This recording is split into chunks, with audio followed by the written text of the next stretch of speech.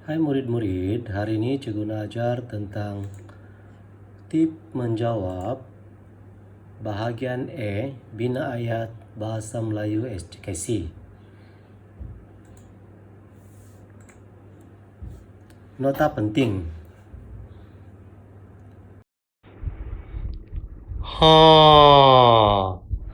Jangan lupa komen, like, dan subscribe video ini. Selamat menonton.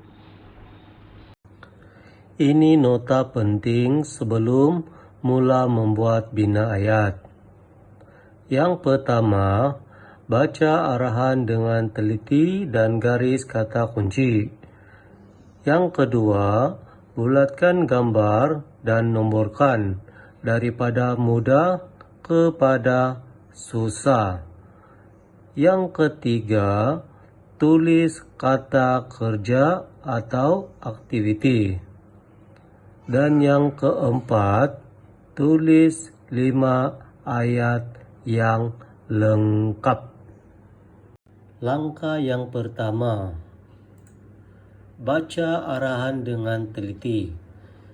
Gambar di bawah menunjukkan suasana di kantin sekolah. Tulis 5 ayat yang lengkap tentang aktiviti-aktiviti yang terdapat dalam gambar di bawah. Sebelum memulakan langkah seterusnya, sila garis kata kunci terlebih dahulu.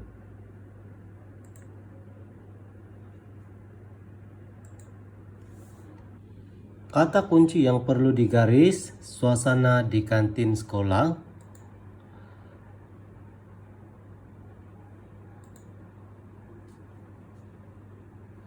Kata kunci yang kedua ialah tentang aktiviti-aktiviti yang terdapat dalam gambar.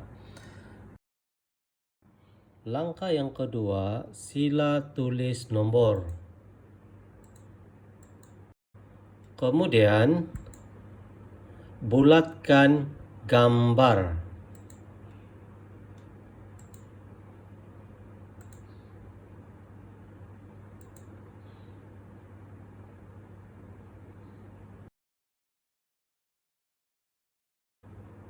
Setelah gambar dibulatkan, langkah seterusnya, tulis kata kerja. Kata kerja yang pertama, beratur. Kata kerja yang kedua, menjual. Kata kerja yang ketiga, mengangkat. Kata kerja yang keempat, menjamu selera. Kata kerja yang kelima, membuang sampah. Ini merupakan antara skema jawapan ataupun cadangan kata kerja yang terdapat dalam gambar tersebut.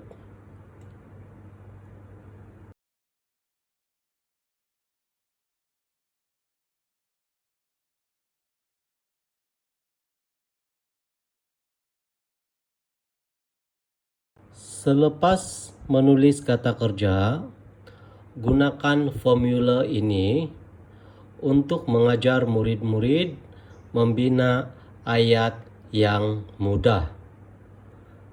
Formula yang pertama, S merujuk kepada siapa. Apa, maksudnya apa aktiviti, kata kerja. Yang ketiga, apa benda. Dan huraian di merujuk kepada tempat, yaitu kata tanya di mana. Formula yang kedua, siapa, buat apa, mengapa.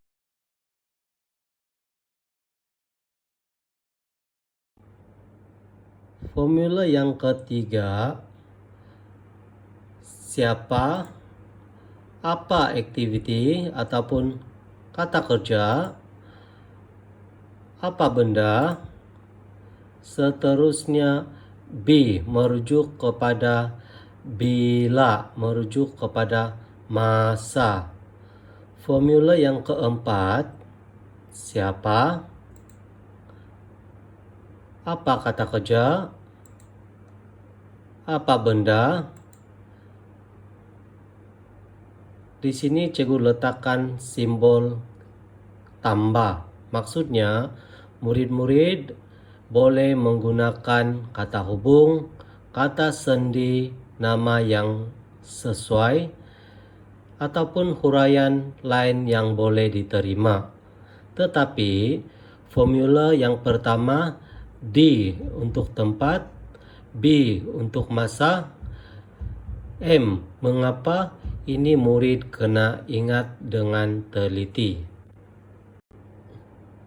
Kemudian, pindahkan formula tersebut tadi dalam bentuk kotak bestari. Kotak bestari ini ada 4 bahagian. Bahagian pertama, siapa. Bahagian yang kedua, kata kerja. Bahagian yang ketiga, apa, merujuk kepada benda. Dan bahagian yang keempat, huraian, seperti tempat, di, masa, bila. Dan boleh juga gunakan kata hubung atau kata sendi yang sesuai.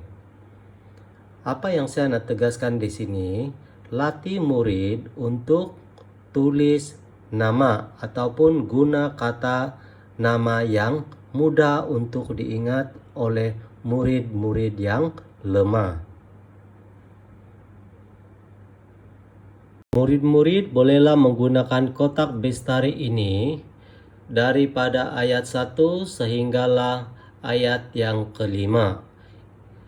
Dalam paparan ini, cikgu hanya beri 2 contoh sahaja. Ini merupakan cadangan jawapan bagi gambar tersebut. Kemudian, tulis 5 ayat yang lengkap berdasarkan kotak bestari yang telah siap ditulis sebentar tadi.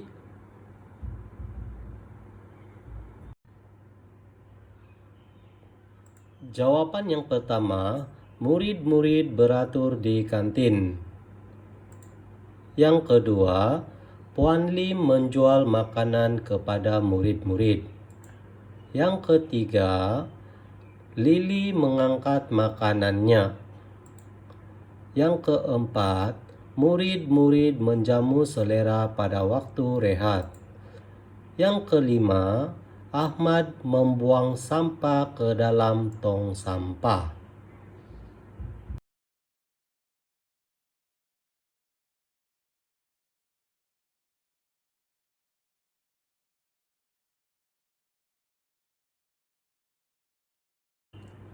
Terima kasih kerana menonton video ini.